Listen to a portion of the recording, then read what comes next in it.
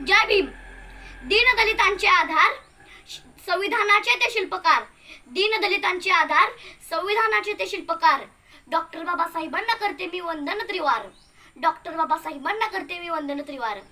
सन्माननीय व्यासपीठ, वंदनीय गुरुवर्य आणि माझ्या इथे जमलेलं सर्व बालमित्र मैत्रिणींनो, नमस्ते. माझे नाव सिमरन सूर्यकांत देवकुळे.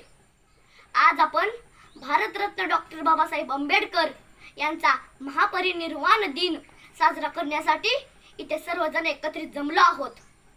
सर्वप्रथम राज्यघटनेचे शिल्पकार, संविधानाचे शिल्पकार भारतरत्न डॉक्टर बाबासाहेब आंबेडकर यांना माझे त्रिवार वंदन, त्रिवार वंदन, त्रिवार वंदन.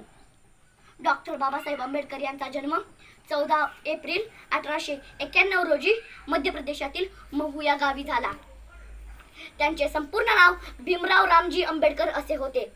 बाबासाहेबांच्या आईचे नाव भीमाबाई असे होते.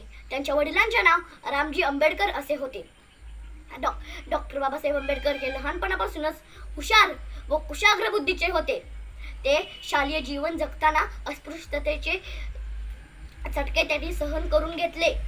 तेव्हा त्यांनी दीनदलितांचा उद्धार करण्याचे ठरवले.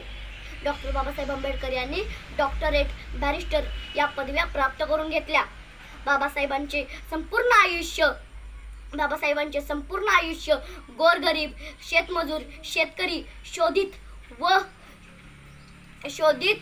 व दलितांचे न्याय व हक्कासाठी लढण्यामध्ये गेले.